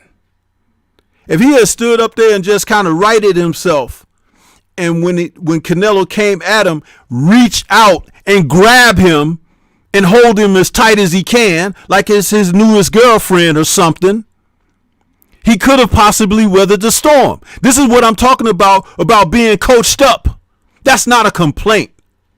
I've been through those things. I've seen them happen. Their coach ain't do nothing wrong in that damn fight. They fought a great game plan. That's your opinion. No coach. That's your opinion. But guess what? I got one too. And because I got one, opinions are like assholes. Everybody got one. And sometimes they stink. Huh? Is that a fact? The fact is Canelo won the damn fight. It's point blank period. Yeah. Yeah. And Canelo lost the fight. I mean, Caleb lost the fight. So I got a question, Reggie. So let's rewind it back a little bit. Let's go to the 10th round. For me, Caleb started looking tired around 8-9. I saw fatigue start hitting him. And a lot of that is because he puts a lot of movement. I mean, we saw him in other fights where he gets in the 10th, 11th round and he starts gassing out. And I warned people of that. And it happened again. The difference is that Canelo knows how to reserve his energy. He's learned that over the course of the last probably 7-8 fights ever since he's fought Mayweather. He learned how to conserve himself. So my question is, the corner knows he's getting tired. Like, how could you not know that as a cornerman, right? You see him tired. You see he's not as smooth. You see him start getting hit with shots. Canelo was missing badly for like 6 rounds. I mean, for me, it was like he's being embarrassed, right? But as Caleb starts to slow down, and some of that credit goes to Canelo, but a lot of that is like Caleb Plant started getting tired. And then some of it was the body work, some of it was the clinch work, and he was putting a lot of energy trying to hold on. I don't know if you noticed it, holding on to Canelo's arm, and Canelo's trying to rip out of the clinch, right? So a lot of energy was lost. So coming in 9th, 10th round, as a coach, that's when you say, that's when you give your motivation. That's when you say, hey, this is what we need to do. Because if you keep doing what you have been doing, you're going to get caught. And that's what happened. He didn't change anything from round 8 to 11. He just slowly started to get slower and slower and slower up on the ropes. And to Stormy's point, yeah, as a coach, you got to say, hey, you got to get out the ropes, man. You got to move. You got to move around. You got to left, right. You got to pivot. Even if you are not throwing a lot of punches because you're tired, you got to move because if you go against the ropes, he's going to break you down. He looks stronger than you right now. And sometimes the truth hurts when you're a fighter. You're looking good here, but you're looking weak in this area. You box really well, but he's looking stronger right now. You don't want to be on the ropes. We got to move, all right? Let's put our head down. Let's get on our bicycle, pump the jab, and let's get through these next few rounds. That's the point. That's where the corner comes into play. So my question, Reggie, is why wasn't that type of information being given to Caleb in the 9th, 10th round when he's clearly fatiguing? You really believe that information wasn't given to Caleb, and Caleb knew what he had to do, being fatigued, and Caleb was moving around? To me, Caleb fought a good fight. It ain't on his coaches. He knew what was going into it. He knew what he was in there with. It's a punch that slipped. Had he maneuvered the glove slightly, he probably would have blocked the punch, and he would still been in the fight. A punch changes everything, and that's all it was. And salute to Canelo. Ain't no complaint. Ain't no fault of the judges because he came out of the 10th round. He fought well, and he won the round on my card and the people in the chat who was scoring the fight along with me. I had people giving Canelo 3 rounds, which I didn't see those. But if that's what they say, then yeah. But most of us had this fight pretty wide. And yeah, both fighters are fatiguing. Canelo was fatiguing, dropping his arms, turning away, walking back some, shaking his arms out. He was tired too. Yeah. But Caleb has to stick with what he's good at. And that's schooling this dude by being a better boxer, showing higher IQ. He showed a high level of intelligence in his fight. Getting fatigue is part of the damn game plan when people ain't fueled with juice. Yeah. So you don't have a problem. What is that? You don't have a problem. I hear what you're saying, okay, but here's my thing: is when I see some people in the chat here saying, even if Plant did survive the 11th round and got the recovery on the stool for a minute, went into the 12th round and survived, he wasn't going to win the fight anyways, especially with the 10-7 round. I get that. I guess my perspective is always a little bit different because I believe in a dignity of a man. I think he deserves a chance, especially in an undisputed championship bout. But we'll leave that conversation to the side. Are you saying that you're okay with a 93, 97, and a 92 to 98 scorecard up until the point of the stoppage? Well, they have Canelo up. They have Canelo up by 5 rounds up to the point of the stoppage. So you're saying, but because I'm asking you because you said, oh, it's not the judge's fault. It's not the referee's fault. It's all on Caleb. He got caught. Which you are partly correct. Yes, the fighters are they're in the ring. They're fighting. They got to do their job. But my biggest issue is it seems to me that there's an extreme bias. How is there not? And you only gave Canelo 2 rounds. I gave him 4. I gave Canelo 1 round. Oh, sorry. You gave him 1 round. There you go. So you gave him 1 round. I gave him 4. Stormy gave him 4. But the official judges at fight night had Canelo up by 5 rounds. One judge had him up by 4. So I don't know. That tells me that speaks volumes to me personally. No, am I allowed? Can I complain about that at least? If you want to say Caleb did a great job but he got caught, okay, I can roll with that. But can I complain about the bias nature of the judges and, in my opinion, the referee? Oh yeah, all day. But I'm just saying the result of taking it away from what they did. Like Caleb just fought a horrible fight. He schooled Canelo. Canelo was schooled, embarrassed, looked basic, looked like a fool in there. Caught a shot. That was it. Yeah, I mean, like I said, I get what you're saying, and look, at the end of the day, boxing a lot of times, well, most of the times, it's subjective. We see fights differently. I had Caleb up, so obviously I thought he was winning the fight. I thought that he could have done better. I think he had other opportunities that he didn't take advantage of. The right uppercut was there all night. He didn't take it. He never threw the right uppercut, a shot that Floyd Mayweather used quite often against Canelo in their fight, bouncing off the shoulder roll defense, especially on the inside. And if you're going to stand in front of Canelo, you got to throw an uppercut. Then you got to Joe Lewis's ass. How you going to throw when you have a 5-inch reach advantage? How you going to try to throw a jab in there when you're standing 4 inches away from him? You got to throw sharp punches to the body, uppercuts, and whip around him with the left hook and reposition him. And so, I'm gonna be critical about the sweet science all day long. I had him up on the fight. I thought he was winning, and I agree. He exposed Canelo. Yeah, he did. But I knew that going into the fight. I knew Caleb had skill. I knew this was going to happen. But I guess I don't want to speak for Stormy, but at least for myself, I thought that he could have done better, and I think that there is still room for improvement. And he's learned from this fight, and he'll probably get better. He'll be back. He's 29 years old, still in the prime of his career. He only has 22 professional fights. He's got a lot of tread left on the tires. He'll be back. He'll be fighting for a title. But to sit up here and say that he boxed a master class and then got unlucky and got caught, I mean, I don't know if I'll go that far, but that's just my opinion. Stormy, do you got anything on that? I see you rubbing your head.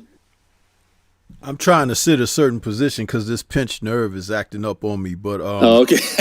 No, you know what? I would, if if I could say anything, I would have liked to see him try to turn it up in the later rounds, because what he was doing early was good, but there was a drop off. And the drop off wasn't enough to maintain from the ending that we ended up seeing, because he was doing some great things to offset Canelo, but he began to let up. When he came out in one of those rounds, I think it might have been 7 or 8, he opened up with some solid shots, and then he did like that 5-punch combination again, boom, boom, boom, and then that last punch landed on Canelo again, boom, and snapped his head back. And I was like, yeah, he gonna pick it up. And then he kind of went back to, you know, stepping near the ropes and letting Canelo punch at him and stuff like that. And I'm like, no, this is not the time to do that, because you have momentum. That's the thing that it's like, you know, Sugar Ray Leonard is a great guy to watch when he gets a guy in trouble.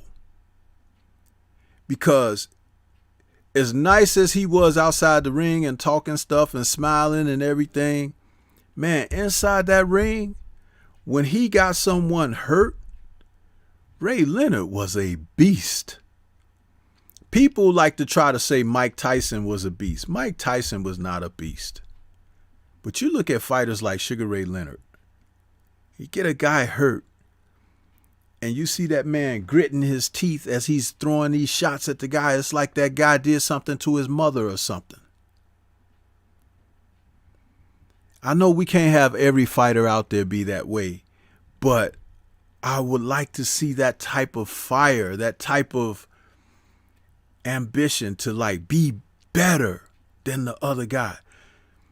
Yeah, you might not be able to punch hard as he can, but you can punch more than he can. Make him say, I'm tired of seeing this guy's mitts in my face, you know, and feeling them on my body. It's just interesting when you see when some guys have that and they can flip that switch and some guys don't. If you ask me, Canelo's body language was telling me he was having doubts, because the guy was hanging in there. Remember, he had said he thought he was going to stop him by the 8th round or 9th round. But Caleb was still there going into the 9th and 10th and 11th. You know, it's like, and that's why Reynoso was trying to coach him up in the corner, keep his chin up, keep his confidence up, you know. And yeah, and I just want to add too, like, you know, when you, let's just say theoretically, obviously it's a theoretical, but if Plant would have continued to box well and do what he did, and ended up going to the scorecards, you know, someone like Reggie could have had him up 11 rounds to 1. And then the scorecards are read and they got Canelo winning by 6 rounds. I'm sorry, I just had to throw that out there.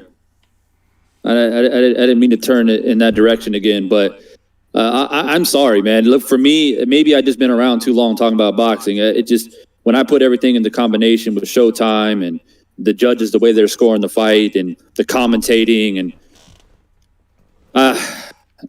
it's like you want to give. I was saying to my viewers earlier, if you put Canelo and Plant in a gym in Chicago or DC or LA or somewhere, anywhere in the States, right? Just a local gym and have them just box. Nobody's going to give the fight to Canelo, right? Based off of the performance that Plant did today, making a miss and box and do all that stuff that he did. Nobody would even think about giving that shit to Canelo. So, I mean, for me, it's like if we want to call an ace and a spade and say it is what it is, and Plant got beat and he got knocked out, give Canelo his credit.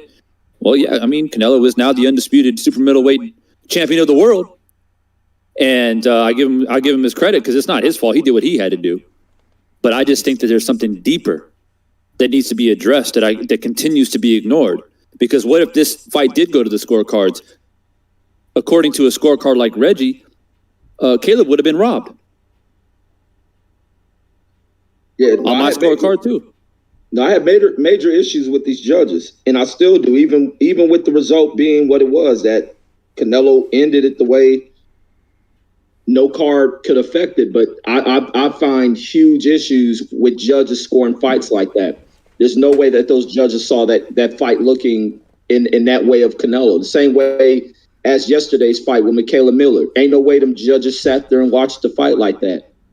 To see these judges come in here and do this thing that most people are always skeptical about going into a Canelo fight is what the judges are going to do, and everything. I always try to give it the benefit of the doubt, like, man, they're going to do the fair thing. And then you see this and it's like, damn, it was up against this guy from the onset. Because I hate to always have to be in the mindset of worrying about this cheating. I just like to, knowing in the back of my mind it's possible, but I didn't think they'll attempt to try to do it again.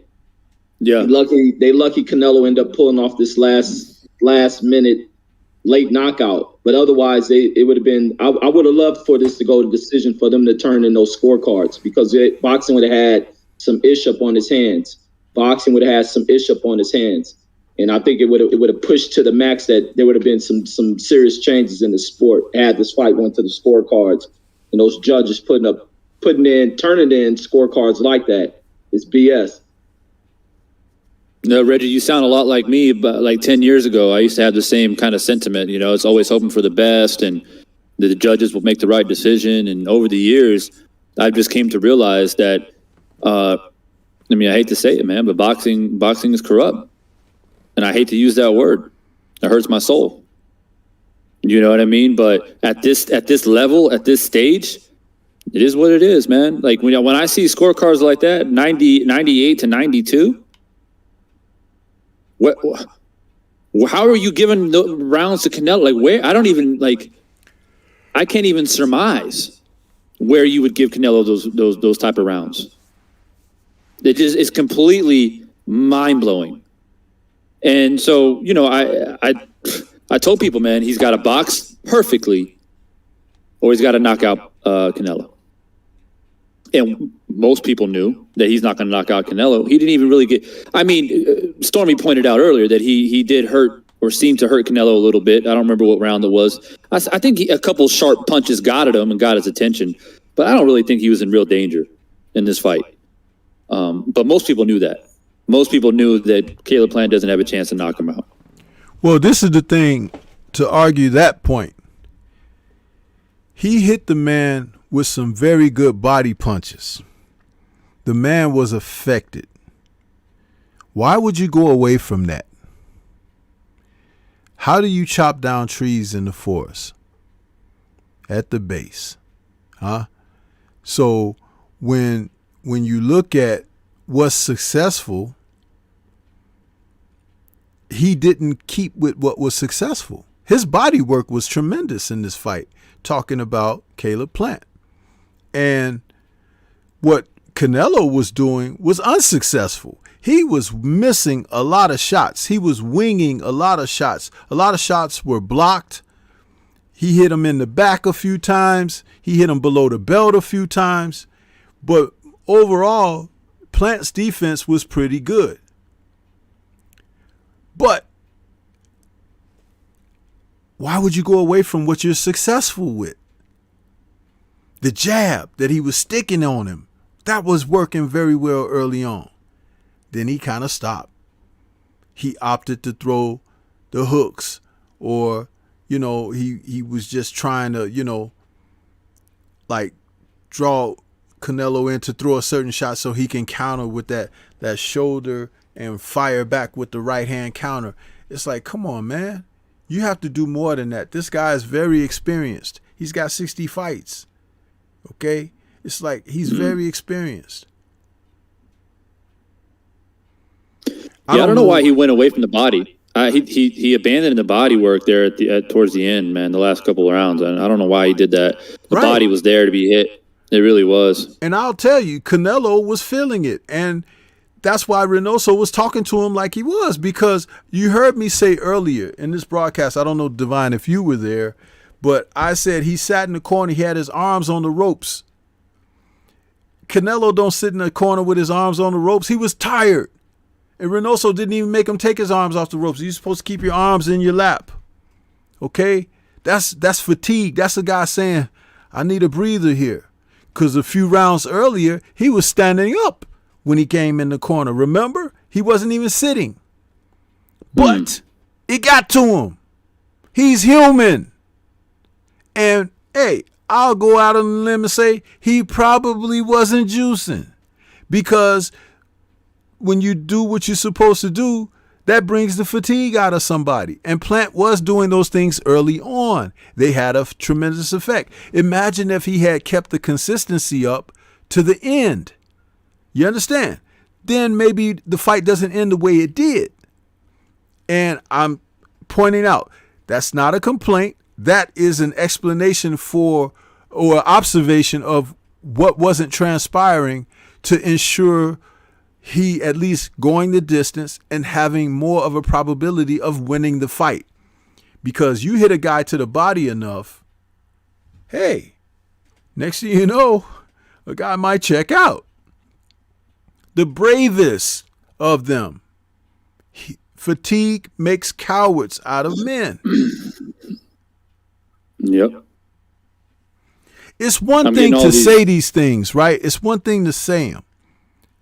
But it's another thing as a boxing coach and trainer if you don't implement these things. The guy is fighting. He's in a fight. There's 1,001 things going through his mind. And he's got a lot of responsibility of trying to keep himself safe against a guy that's trying to tear his head off, right? I've done seminar on this in my Tuesday tussle about the corner. 60 seconds. My philosophy has always been you give a guy 3 things, but make sure one of the things is very consistent. And you do that, you drill that. When your prospect sees that what you're telling him is working or effective, he begins to trust you more. When you have success, you've earned his trust. And those are things to build on. But in this fight, Caleb was doing a great job. I agree. But he had a drop off. And when you start to have that drop off, sometimes you need that reminder, hey man, you got to pick this back up again. It's only 12 rounds. You sparred more than that in preparation for this. Mm-hmm. And understand the event can take a lot of your stamina away from you. Burn it right up. But what also happens with that is you get a second win. More than what people realize, man. A lot of people had a lot of faith in Caleb, man. My boy just texted me now. He lost 5,000 on this fight. He put 5K. There's a lot of people that lost a lot on this fight. A lot of people. Because a lot of people really believe in Caleb, to be successful tonight. Yeah. And he made a lot of people believers, especially early. I mean, he came out in the first 4 or 5 rounds, and I was like, damn, this might be a long night for Canelo. If he's able to keep that same energy and speed. If he was able to maintain it, Canelo would have been in deep waters. But he couldn't maintain it. In my opinion, he couldn't maintain it. He got fatigued. See, this is at the end of the day, this is what's going to happen. Caleb Plant, either with his wife or with his camp, the people that are with him in preparation for fights, they're going to sit down and watch the tape of this fight, and they're going to be kicking themselves because it was right there for him. It was right there. This wasn't the stoppage over him wasn't like the Billy Joe Sanders stoppage. It wasn't like the Sergey Kovalev stoppage, because he was in this fight. He was in it. You could even possibly, like Reggie, had him ahead. But for it to come apart like it did, that they're going to be very upset with themselves. Because I think at the end of the day, they'll look at that and be like, man, what was I doing? I was up there, trying to play defense when I should have been attacking the guy. A great example of this is the fight that was just before. That fight with Anthony Durrell and what's the kid's name? Marcos Hernandez. The first couple of rounds of that fight, Hernandez was taking it to Durrell. He was trying to get at him, and Durrell was having to fight him off. So Durrell began to go to him and look to let his hands go and attack him in a certain means. But the round before he stopped him, Hernandez was very successful. And he was being very good, aggressive. I think I had Hernandez winning that round. Yeah, I'm looking at my scorecard. I scored at 10-9 for him. He comes out in the fourth, and seconds into that round, he threw that bolo punch and hit that kid in the chin and knocked his head off. And the fight was over just like that. Basically, what I'm getting at is seizing the opportunity. He saw that kid wasn't going to move back, and he set him up, and he hit him with that uppercut, and he ended the night. Experience played a role. Yes, absolutely. Yep. Big time, especially the late rounds. But Plan will be back. Yeah. It's a learning experience for him. He'll be back. Just like Canelo came back after he lost to Floyd. He came back and became a better fighter. And Plant's a problem for anybody. At 168, he's a problem. He's got a lot of skill. He just, he's got to fine tune the small little details and refine the.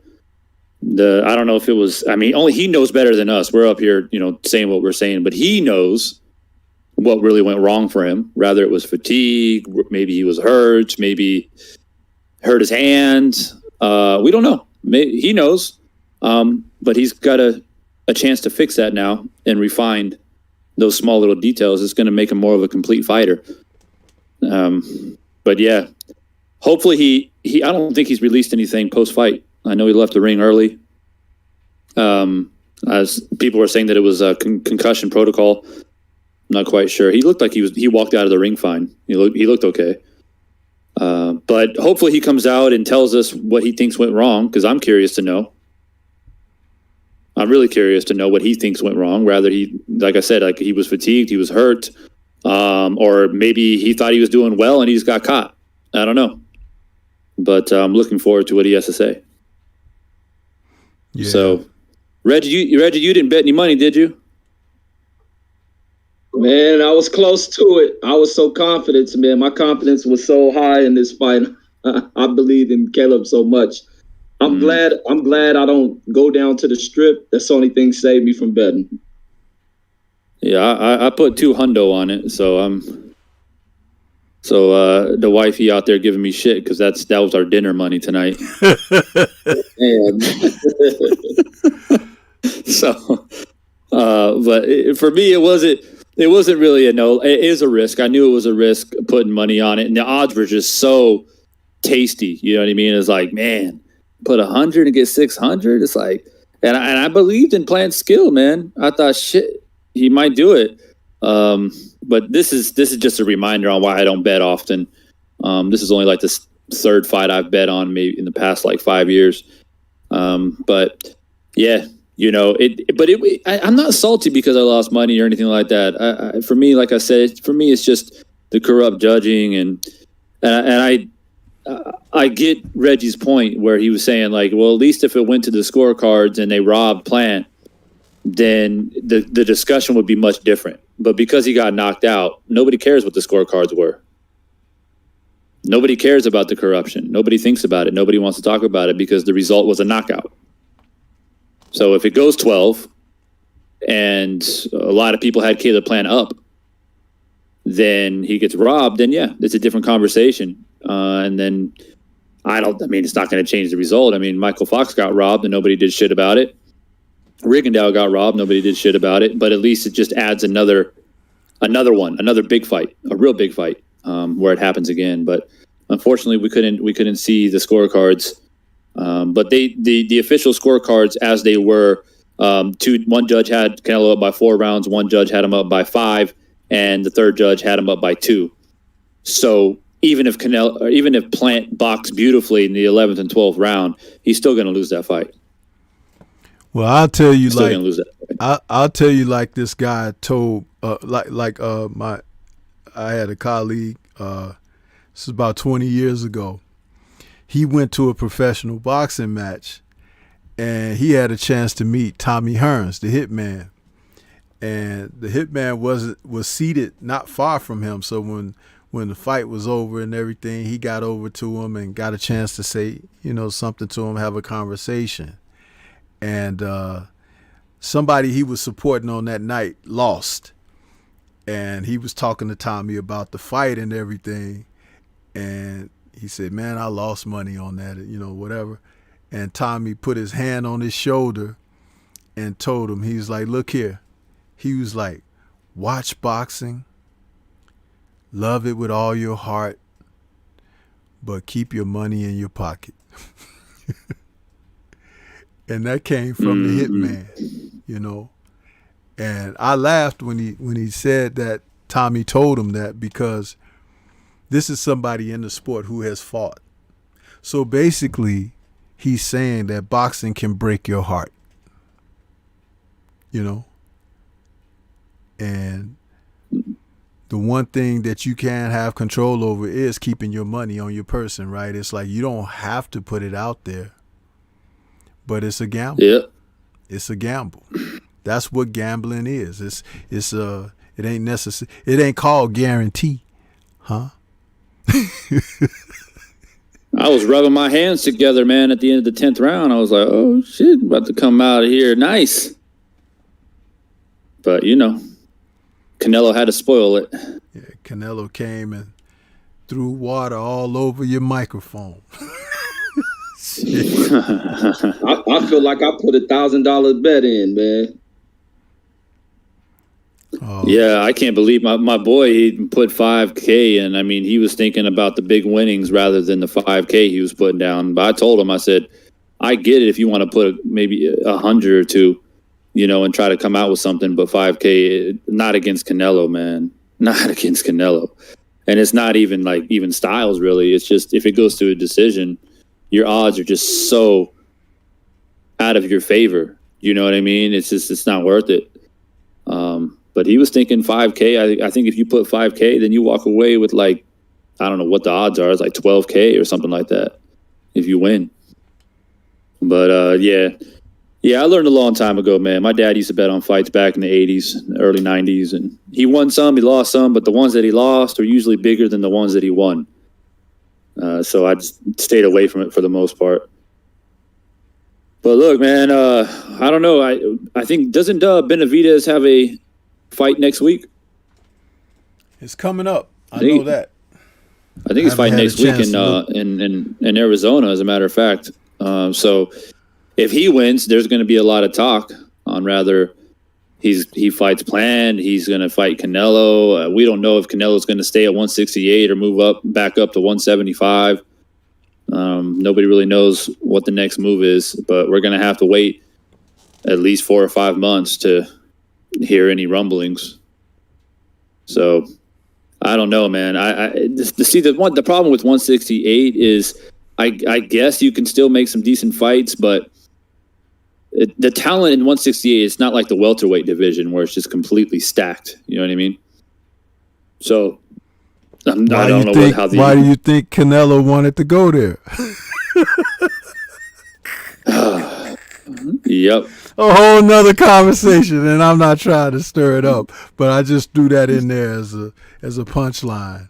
So facts. Yep. Yeah, he hopscotched 160. That's for damn sure. He was wearing stilts when he stepped over 160. You ever see that guy on stilts in the circus with the top hat and the red pants and long striped pants? Walking over people. Yeah, that's Canelo over the 160-pound division. True story. I don't know what's going to happen, man, with Canelo now. He's got all these belts. He might just chill out for a while. But, yeah, I don't know what I think Benavidez, he should win. He's the favorite. He should win. And then we'll kind of see how it unfolds. But look, now I'm switching my attention to the welterweight division, man. That's what I'm really excited about. We got Porter and Crawford coming up, and then Errol Spence. He's just patiently waiting. He can't wait to get back in there as well. So the 147-pound division is about to get lit. So I'm looking forward to that. Yeah, man, there's so much good stuff going in boxing, man. I don't complain about the sport. And even when people sleep on, everybody looks for the star pilling fighters to think that's what makes up for good fights. There's been so many fights throughout this year with not the most marquee names that are put out there, and we can get good fights like all year. The only thing that kills off this game is the judging that goes on in the sport, but there are so many fighters that are bringing it in this year. Even 2020 was pretty good, but this year they've been putting on a lot of good fights. And even the closeout, how November is about to turn out and December is about to be a hot month. It's about to be real hot, man. And I wish people appreciated what we got.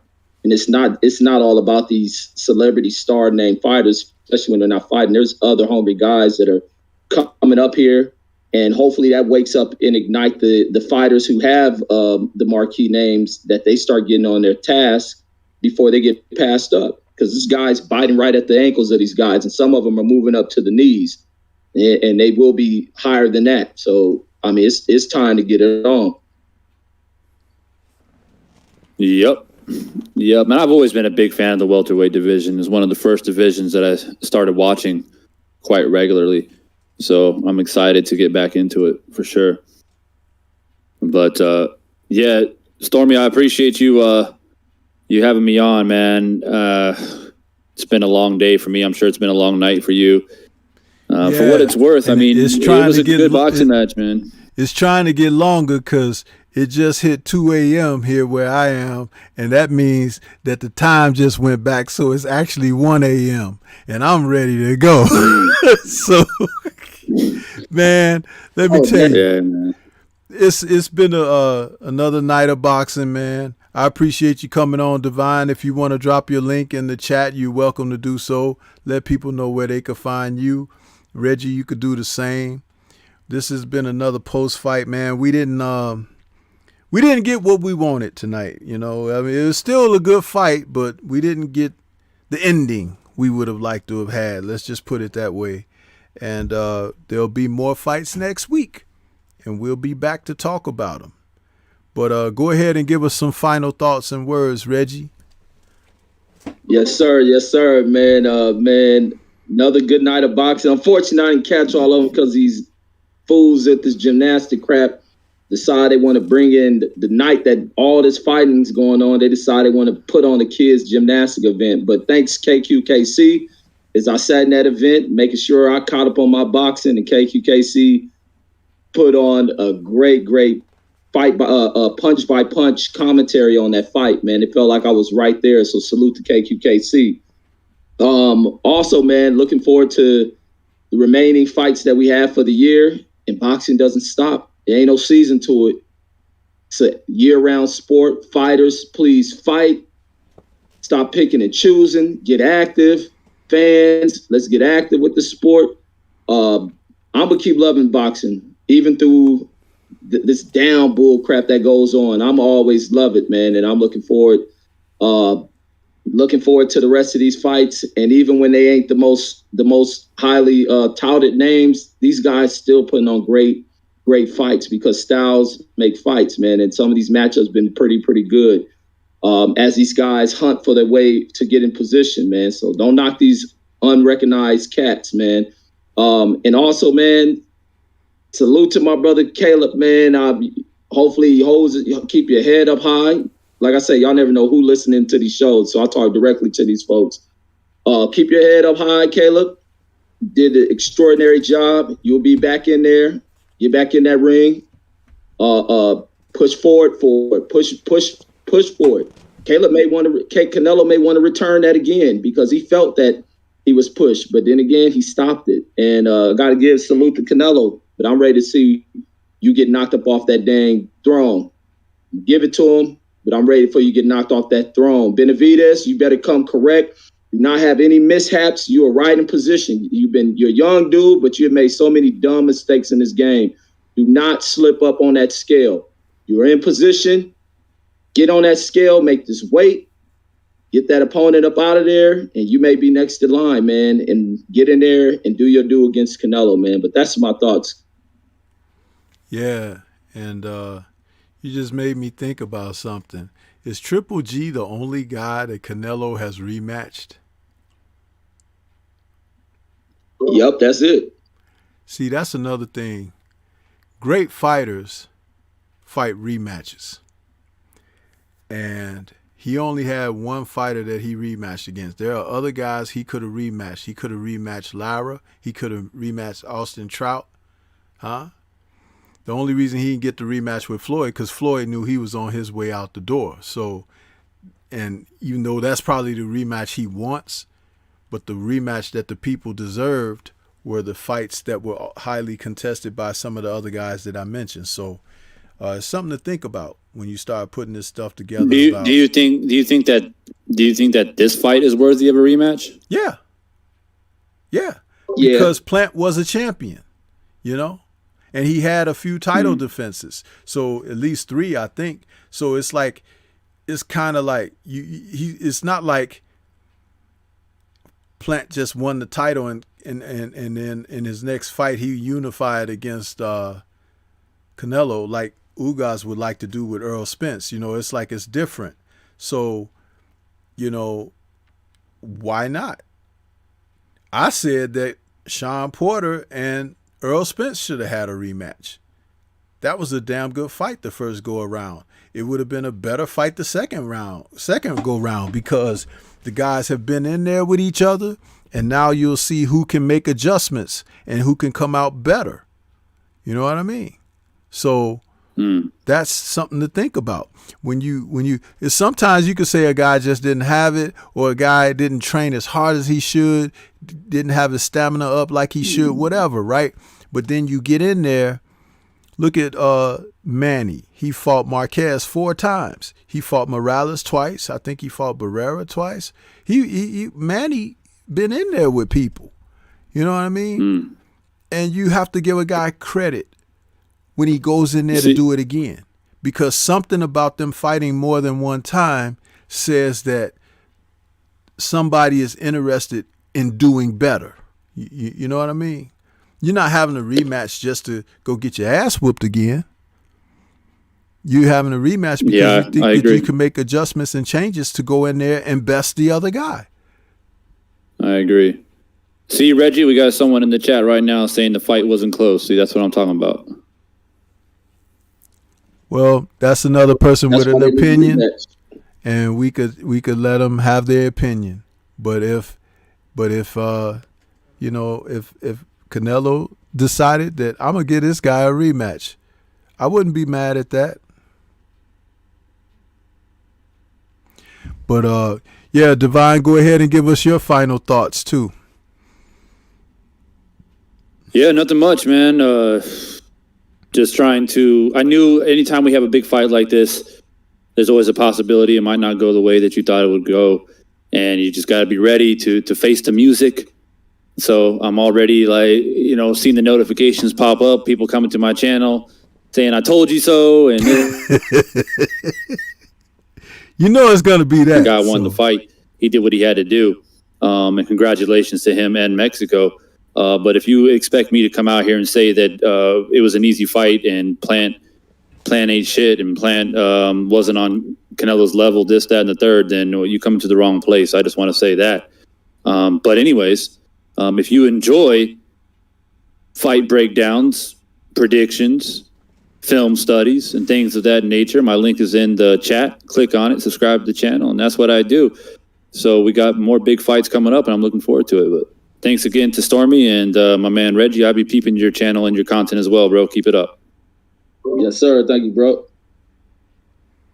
Yeah, so and one thing, Reggie, we're going to have to get together, put our heads together and our memories together, because we got the end of the year coming up and we got to start considering like fight of the year and all of those, like we did the mid-year thing, we got to do the end of the year thing. So I'm sure there's some fights that I've forgotten already during this whole trek throughout 2021. There have been some great fights that were not marquee. I will admit to that.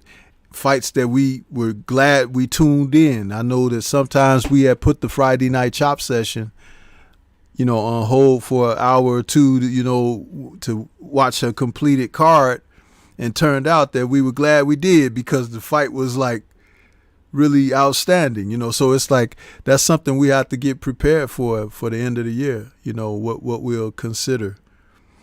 So I'm gonna start making my little list, just put some fights down, names and stuff like that. Like, remember when what's his name? Rosado, when he fought that guy, the bully guy, and he knocked that dude out. Dude, he stopped that irresistible force, right? That guy was knocking people out and they were plugging him as a knockout person, and Rosado came back, gave Rosado, knocked that dude out. You remember that fight, Reggie? Yeah. Yeah, so it's like stuff like that, we got to remember those bouts. So, and I know we probably won't remember everything, but it's just something to consider going into a end of the year review like that. But hey, it's been a great show. The time has fallen back on us, so we're gonna let everybody go and get on with their night. It's just got an hour longer, so I don't think it's changed for you yet, Reggie, right? Because you 2 hours behind. Yeah, mine's on. I got 2 more hours before ours flip back. Man, that'll make it 3 a.m. for me. Whoa. God bless. So, and this pinched nerve in my neck is getting the best of me, so I'm going to go and take my medicine and lay down, try to get some sleep. But salute to everybody out there that tuned in for us this evening. For those who hit the thumbs up and those who hit the thumbs down, we appreciate you, the views, and the fact that you tuned in for our post-fight show. It says right now we had 60-something people with the thumbs up. So that's a lot, Reggie. That means there's a lot of viewers that came to the channel this evening to check us out. So, but we're going to get on up out of here, let everybody enjoy their night, and we'll catch you guys next week after the fights again. So peace to everybody, and we'll see you soon. Yes, sir. Peace.